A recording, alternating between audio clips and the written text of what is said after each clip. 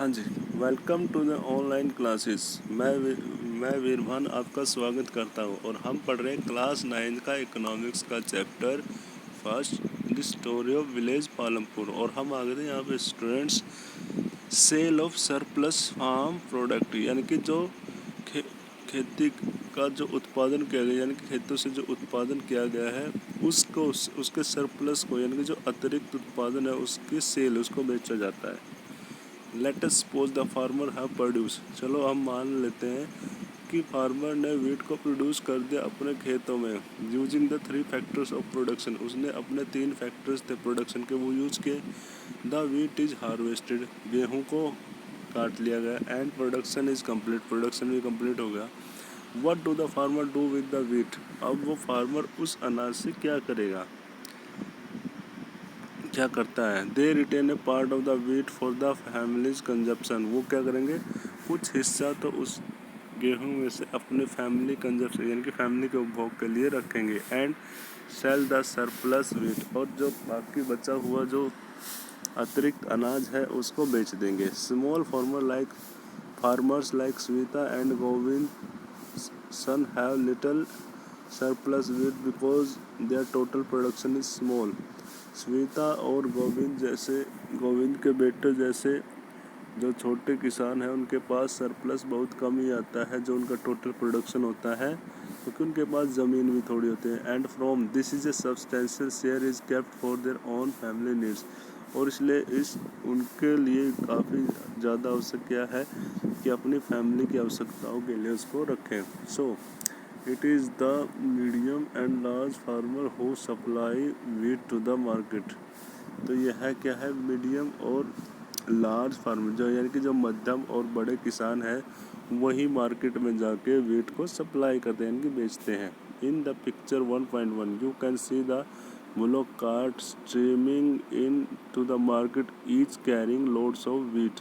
आप 1.1 फिगर में देख सकते हो पिक्चर में, जहाँ पे बुलोक कार्ट यानी बैलगाड़ी क्या कर रही है, streaming it to the market each carrying loads of wheat, जो कि अनाज को लादे हुए मार्केट की ओर जा रही है। And the traders are market buy the wheat and sell it further to shopkeeper, और जो वहाँ पे ट्रेडर यानी कि व्यापारी होते हैं मार्केट में, वो उस अनाज को खरीदते हैं and sell it further to the shopkeepers, और उसको फिर किसान को जाके बेचते हैं। इन द टाउन और सिटी, शहरों में, छोटे शहरों में और बड़े शहरों में जाके उनको दुकानदारों को बेचते हैं। Tejpal Singh the large farmer, Tejpal Singh जो कि बड़ा किसान है, has a surplus of 350 quintals of wheat, जिसके पास 350 क्विंटल है वीट का, फ्रॉम ऑल हिज लैंड, अपने खेत से जो उसको बचता है। He sells the surplus wheat at the Raiganj market and has good earning, वो उसको रायगंज मार्केट में जाके बेचता है सरप्लस वीट को, यानी कि अतिरिक्त अनाज को, और उसकी अर्निंग भी काफ़ी अच्छी हो जाती है। What does Tejpal Singh do with his earning? अब तेजपाल सिंह अपने इस कमाई से क्या करता है। Last year Tejpal Singh had put most of the money in his bank account, पिछले साल तेजपाल सिंह ने ज़्यादातर अपना पैसा कहाँ डाल दिया, बैंक अकाउंट में, बैंक के खाते में डाल दिया। Later he use the saving for lending to farmer like Savita, और बाद में उसने क्या किया, उस अपनी सेविंग को है ना सविता जैसे किसानों को उधार में दे दिया। And who were in need of loan, जिनको उधारी की काफ़ी ज़्यादा आवश्यकता थी। He also use the savings to arrange for working capital for farming in the next season, और उसने कुछ सेविंग, जो कुछ उसकी बचत है उसको अरेंज कर लिया, किसके लिए, वर्किंग कैपिटल के लिए, अब नेक्स्ट सीजन में फार्मिंग जो करनी है। This year Tejpal Singh plan to use his earning to buy another tractor, इस साल तेजपाल सिंह ने प्लान किया है कि उसका जो पैसा है, इस बार की जो कमाई है, उससे वो क्या करेगा, ट्रैक्टर को, दूसरा ट्रैक्टर खरीदेगा। Another tractor would increase his fixed capital, another tractor से उसकी इंक्रीज क्या हो जाएगी, बढ़ जाएगी। Like Tejpal Singh other large and medium farmers sell the surplus farm product, Tejpal Singh की तरह कुछ बड़े और मध्यम वर्ग के जो किसान हैं वो अपने सरप्लस को, खेतों के सरप्लस को क्या करते हैं, वो बेचते हैं। A part of the earning is saved and the kept for buying capital for the next season. और एक पार्ट है जो अर्निंग का वो बचाया जाता है and kept for buying capital, उसको क्या है पूंजी को खरीदने के लिए अगले सीजन के लिए रखते हैं वो। 10 they are able to arrange the capital for farming their on saving. इस प्रकार वो क्या है अपने खुद की बचत से वो क्या करते हैं वर्किंग कैपिटल को ले सकते हैं। Some farmer might also use the saving to buy cattle. और कुछ फार्मर्स क्या है वो अपनी सेविंग को कुछ खरीदने के लिए, जैसे कैटल ट्रक्स यानी कि पशु वगैरह होते ट्रक्स होते, और टू सेटअप शॉप्स या फिर कुछ अपनी दुकानों को लगा लेते हैं। As we shall see this constitute the capital for the non farming activity. जैसा कि हम देखेंगे कि ये जो कैपिटल है वो बनाते हैं कौन सी non farming activities. Non farm activities in Palampur. We have learned about farming as the main production activity in Palampur. हमने सीखा था कि जो फार्मिंग है वो पालमपुर विलेज के मुख्य प्रोडक्शन गतिविधि है। We shall now take a look at the some of the non farming production activity. और हम अब देखेंगे कुछ अन्य नॉन फार्म प्रोडक्शन एक्टिविटीज़ है। Only 25% of the people working in Palampur are engaged in activities other than agriculture। केवल 25% लोग ही ऐसे हैं पालमपुर में जो कृषि के अलावा अन्य एक्टिविटीज़ में क्या है लगे हुए हैं। Dairy the main other common activity. Dairy है जो वो दूसरी dairy is a common activity in many families of Palampur. Dairy क्या है एक आम एक्टिविटीज़ है पालमपुर के बहुत सारे परिवारों में।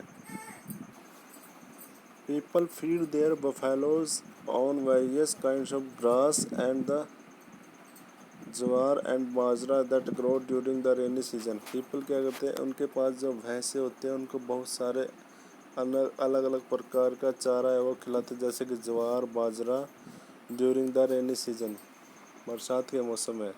The milk is sold in Raiganj. और मिल्क को क्या कहाँ बेचा जाता है रायगंज शहर में। And the nearby large village जो कि पास का ही बहुत बड़ा गांव है। Two traders from Shahpur town have set up collection some chilling centre at Raiganj from where the milk is transported to the far away towns and cities. और दो बड़े ट्रेडर हैं जिन्होंने क्या किया गया है शाहपुर गांव में शाहपुर शहर में क्या कर रखा है सेटअप कर रखा है चिलिंग सेंटर, जहाँ पे क्या करते हैं वो मिल्क को ट्रांसपोर्ट करते हैं दूर के शहरों में। Let us discuss take three farmers. Let us take three farmer each has grown wheat on his field so the production is different and the consumption of the wheat by each farmer family in the same and the whole of the surplus wheat the year is used to capital of the next year production। यहाँ पे discuss करना है कि हमने 3 किसानों को लेना है और जो कि अपने पूरे साल का जो भी उनका अतिरिक्त अनाज है उसको वो क्या करते हैं नेक्स्ट सीज़न में बेच देते हैं और उसको वो अपने नेक्स्ट सीज़न के लिए एज ए कैपिटल भी यूज़ करते हैं।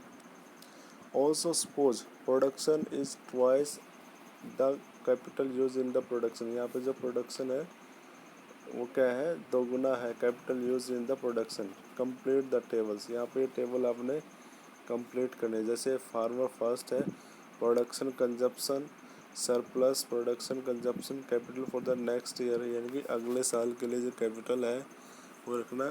कंजप्शन का मतलब उपभोग के लिए रखते हैं अपनी फैमिली के। तो ईयर 1 10 ईयर 2 और ईयर 3 3 साल लेने हैं कि एक किसान अपने जो प्रोडक्शन करता है खेतों में उसका कैसे कैसे उपयोग करता है, किस चीज़ के लिए यूज़ करता है। ऐसे सेकंड फार्मर है और फिर थर्ड फार्मर है और फिर आपने क्या करना है इसको कंपेयर करना। Compare the production of wheat by the 3 farmers over the years, यानी कि इन सालों के दौरान किसानों के द्वारा जो वीट अनाज का प्रोडक्शन किया गया इन तीनों किसानों के द्वारा, उनको आपने कंपेयर करना है, तुलना करनी है उनकी। What happen to the farmer three in the year 3, तीसरे फार्मर के साथ क्या होता है, तीसरे फार्मर के साथ क्या होता है। And can he continue production, क्या वो कंटिन्यू रख सकता है प्रोडक्शन को। What will he have to do, उसे क्या करना होगा टू कंटिन्यू प्रोडक्शन, और उसको अपने प्रोडक्शन को कंटिन्यू करने के लिए उसे क्या करना होगा। ठीक है, तो ये टेबल आप इसको अच्छे से स्टडी कर लेना और इसको आप बना भी लेना। नेक्स्ट है an example of small scale farming in Palampur. कल हम पढ़ेंगे कि जो छोटे स्तर के जो मैन्युफैक्चरिंग है फार्मिंग पालमपुर में, वो कैसे होती है, उसके बारे में पढ़ेंगे। ये भी एक नॉन फार्मिंग एक्टिविटीज़ है।